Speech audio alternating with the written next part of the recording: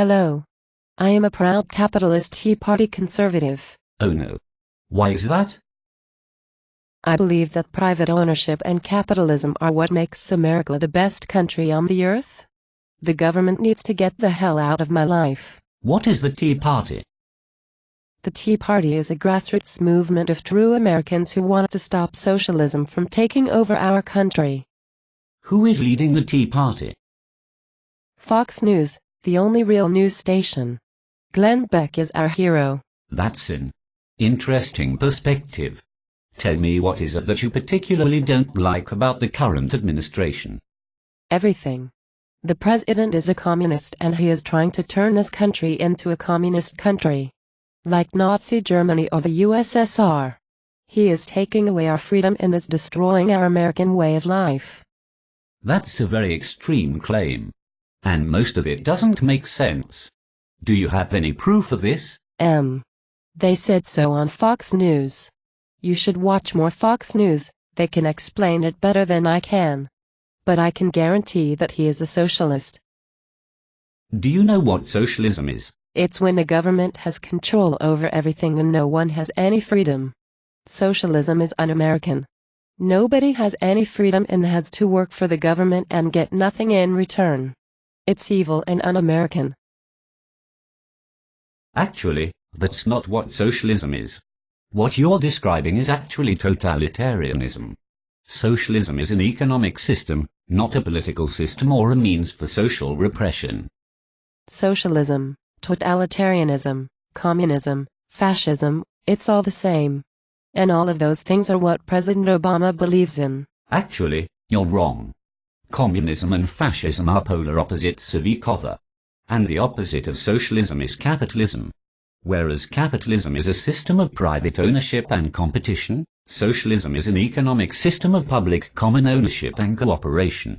And while in most countries that were communist in the past had heavily centralized economies, this does not always need to be the case. Karl Marx, the original philosopher who outlined the reasons for socialism in the 19th century, never actually specified how socialism would work in its application to government and people. Just its principles of common ownership and what I've already stated, because his works were more about the critique of capitalism rather than his vision of socialism. Well, I guess you must be a communist.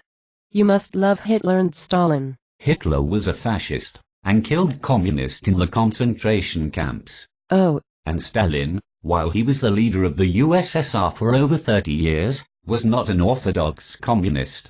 He had many of his own people killed, because he was paranoid about losing his power, rather than being concerned for the good of the country. Unfortunately, there are some people in the world who see Stalin as a hero. Those people are uneducated towards the truth about him, and only praise him because he industrialized Russia and led the USSR to victory in the Second World War. Ugh. That's stupid. At least you'll admit that communism and socialism are the same thing. Not exactly. Ugh. In Marxist theory, socialism is the economic system used in communism, but communism is the phase of society in which a government ceases to be necessary, as human development will have reached a point when crime and barbaric treatment towards each other become things of the past. In short, all communists are socialists, but not all socialists are communists. And how would a government work with a socialist economy? It would be without a doubt a totalitarian military dictatorship. No. Karl Marx said that democracy is the key to a free socialist society. Whereas fascists use socialism in a corporate government manner, in other words National Socialism, a communist society would have political power equally distributed amongst all people. Thus democracy would play a central part. However, in past so-called communist countries, in order to maintain a post-revolutionary security of the government, democracy was abandoned and a system of political hierarchy was established, as was the case in the USSR. That's why democracy is evil. It leads to the oppression of the majority over the minority. Just like the corporate-funded conservative educational films say. That's why we aren't a democracy, we're a republic. Actually, once again, you're wrong. That would be anarchy. The word republic means law. And law will undoubtedly exist in a socialist society, which will protect the rights of all people.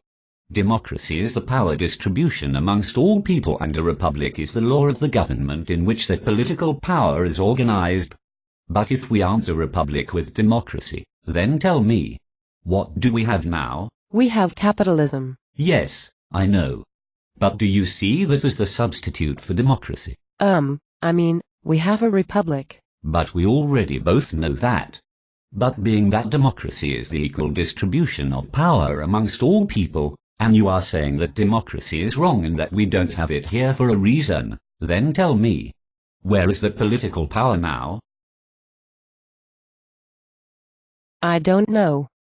I'm not surprised. But I can tell you that answer. You were almost right when you said capitalism. But it's a little more complicated than that. In a capitalist society, money is power.